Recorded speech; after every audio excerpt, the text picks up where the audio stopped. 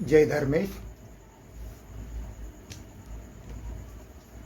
आज आपण या महाराष्ट्रामधील ज्या ज्या धनगर पुरुषांनी या महिला भगिनींनी संघर्ष करून वेगवेगळ्या माध्यमातून सरकारचे कानडोळे उघडून सरकारच्या लक्षात आणून दिलं का बा संविधानिक हक्क हा धनगर जमात मागतो, हा काही नव्याने तिथं घुसण्याच्या प्रक्रियेमध्ये नाही. जे त्याला पूर्वी दिलेलं आहे स्वातंत्र्याच्या नंतर तेच धनगर जमात मागतो. परंतु काही विकृत बुद्धीवाले जे वरच्या लेवलवर बसलेले लोक ते वेळोवेळी शब्दछल करू त्या सरकारवर दबाव आणून खोटी प्रमाणपत्रे त्यांनीच मिळवले म्हणून ते गुन्हेगारी कुठेतरी झाकण्याच्या उद्देशाने ते वेळोवेळी खोटी माहिती समोर करून धनगरावर गेले अनेक दिवसापासून अन्याय करत आहे. हा अन्याय दूर करण्यासाठी वेगवेगळ्या जिल्ह्यातून, वेगवेगळ्या तालुक्यातून, वेगवेगळ्या गावातून धनगराचे पोरं वेगवेगळ्या पद्धतीने वेगवेगळ्या माध्यमातून आंदोलनं करून, मोर्चे काढून, निवेदनं देऊन, सरकारचे ढोल बजाव आंदोलन करून, वेगवेगळे करून सरकारच्या लक्षात आणून देऊन सगळे पुराव्यानिशी दाखवून सुद्धा सरकार सुद्धा शब्द देतो की बाबा आम्ही तुम्हाला देणार, परंतु कुठेतरी त्यांच्या पदरात आखरी निराशाच पडत आहे. आणि ही निराशा का पडत आहे तर ज्या पद्धतीचं ते खोटे बोलू एवढ्या दिवसापासून या धनगरात बाकी ज्या अनुसूचित जमाती आहे त्या हलबा असतील, माना असतील, या सर्व उर्वरित 27 जमातीचा वाटा गेल्या अनेक दिवसापासून खात आहे. आणि हे जर तिथं आल्याच्या नंतर कुठेतरी आमचं खोटं केलेलं हे पुढे येईल आणि आम्हीच कुठेतरी इथून बाद होऊ का, या भीतीपोटी हे जे प्रस्थापित जे एक चोर दुसरा महाचोर असे जे बगलबच्चे बसलेले आहे त्या मोहक्यावर आणि सगळ्याला दबावात ठेवून ते कार्य करत असल्यामुळे ते या सरकारवर दबाव आणतात आणि खोट्या आमिषाला किंवा खोट्या फसवणुकीला, खोट्या शब्दछलाला बळी पडून हे सरकार सुद्धा या उर्वरित 27 जमातीवर अन्याय करत आहे. म्हणून आता या उर्वरित 27 जमातीनं, त्यामध्ये प्रामुख्यानं धनगर जमात हे मोठ्या संख्येनं आहे, गवारी जमात मोठ्या संख्येनं आहे, या सर्व मोठ्या ज्या जमाती आहे या सर्व एकत्र येऊन जेवढे बी आदिवासी मतदारसंघ आहे या मतदारसंघामध्ये आमची संख्या मापून आमचा वाटा खाल्ला जातो, परंतु आमचा हक्क मागताना तो मात्र आम्हाला मिळू नये याच्यासाठी हे जे एक चोर आणि दुसरा महाचोर आहे हे वेळोवेळी सरकारवर दबाव आणून वेगवेगळे फंडे आजमावून शब्दछल करून ते आम्हाला मिळू देत नाही. त्यामुळे या मतदारसंघातल्या सर्व बांधवांनी, 27 जमातीतल्या बांधवांनी असा निर्णय घ्यायचा, हाही नको तोही नको, कोणी आला तरी आमच्या विरोधात षडयंत्र करणार आहे. त्याच्यामुळे आम्ही स्वतंत्र भारतात जर असतो आणि राहत आहोत तर मग आम्हाला आमचे हक्क का मिळत नाही. जर आमचा प्रतिनिधी आम्ही त्याला वोटिंग देऊन जर पाठवत असेल तर तो प्रतिनिधी आमच्या विरुद्ध एका जातीचं काम केल्यासारखा तिथं तो आम्हालाच विरोध करते, म्हणजे तो कुठेतरी जात त्या ठिकाणी दाखवतो. म्हणून त्यालाही वोटिंग करायचं नाही, त्यालाही मताधीन द्यायचं नाही आणि यालाही द्यायचं नाही, कारण हा एक तोच करणार आणि तोच करणार. कारण एवढ्या दिवसापासून आम्ही हेच बघत आलो. म्हणून आता इथून कुठं आम्ही या मतदारसंघातल्या उर्वरित 27 जातीला मी विनंती करतो की बा या ज्या 2024च्या विधानसभेच्या निवडणुकीवर जे बी आमदार असतील यावर बहिष्कार टाका आणि या गेल्या 27 जमाती ज्या बाद आहे अनुसूचित जमातीतून, या अनुसूचित जमातीच्या 27 जमातीनं कोणालाही वोटिंग करायचं नाही. आपण आपलं ठाम राहायचं.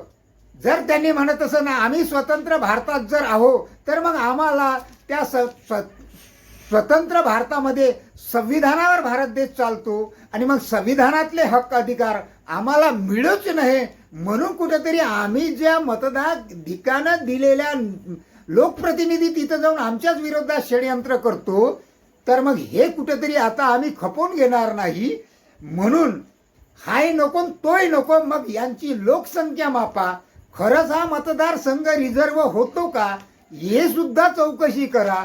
जर मतदारसंघ जर आमची संख्या मापून जर रिझर्व होत असेल तर मग आम्हाला संविधानिक हक्क मिळालाच पाहिजे. जर आमची संख्या मापून जर तुमचा मतदारसंघ रिझर्व होत असेल तर मग आमचा तेवढाच अधिकार आहे जेवढा तुमचा आहे. त्यामुळे तुम्ही आम्हाला विरोध करू शकत नाही. जर आमची लोकसंख्या न मापता जर तुमचं असेल तर मग आम्हाला काही त्रास नाही. परंतु आमची जर लोकसंख्या न मापता हा मतदारसंघ रिझर्वच होऊ शकत नाही. कारण यांनी खोटीखाटी लोकसंख्या दाखवून खोटेखाटे शब्दछल करून प्रत्येकामध्ये भांडणं करून शासनाला प्रशासनाला फसवून या उर्वरित अनुसूचित जनजातीच्या 27 जमातीला फसवून यांनी हे षडयंत्र रचलं. या लोकप्रतिनिधींनी जे आम्हीच आदिवासीच्या पण एक चोर आहे आणि दुसरा महाचोर आहे. तर या महाचोराची आणि चोराची दोघांची चौकशी व्हावी एवढीच आमची अपेक्षा करतो. आणि सर्व मतदारसंघातल्या जे बांधव आहे यांनी कदापि यांच्या कुठल्याही आमिषाला बळी न पडता तो आज तुमच्या येऊन पाठीवर हात ठेवेल. कारण मी तुमच्या विरोधात नाही आहो. मग नाही तर मग तुमच्या आदिवासीच्या लेटर पॅडवर आम्हाला लिखित द्या का मी धनगराला विरोध करणार नाही, धनगराच्या संविधानिक हक्काला विरोध करणार नाही, त्यांच्या आरक्षणाला विरोध करणार आहे, मी गवारीच्या आरक्षणाला विरोध करणार आहे, मी हलबाच्या आरक्षणाला विरोध करणार, मी मानाच्या आरक्षणाला विरोध करणार. मी उर्वरित 27 जमातीची जर लोकसंख्या आम्ही मापत असेल तर त्या 27 जमातीला आम्ही विरोधच करणार नाही. अशा पद्धतीचं प्रत्येक ज्या अनुसूचित जमातीचे जे मतदारसंघ आहे या मतदारसंघातल्या उर्वरित अन्यायग्रस्त ज्या न्यायापासून वंचित आहे अशा सर्व जमातींनी यांच्याकडून लेटर घ्या, लिखित घ्या. अन्यथा यांना आम्ही स्वतंत्र भारतात नसल्यामुळे आम्ही तुम्हालाही वोटिंग देत नाही, तुम्हालाही वोटिंग देत नाही. जर आम्ही स्वतंत्र भारतात जर असतो तर मग आम्हाला संविधानिक हक्क अधिकार मिळाले असते आणि आमच्या संविधानिक हक्क अधिकाराच्या विरोधात कुठलंही असं वातावरण झालं नसतं की ज्या एखाद्याला संविधानिक हक्क मिळूच नाही म्हणून त्यामध्ये खोड्यावर खोडे टाकल्या जात आहे. त्याला मिळूच नाही, तो अन्यायग्रस्त पुन्हा राहावं, तो गुलामीतच जगावं अशी जे यांनी प्रक्रिया करता हे कुठेतरी मोडून काढण्यासाठी आपण आपलं बहुमूल्य मतदान हे या गद्दाराला द्यायचं नाही.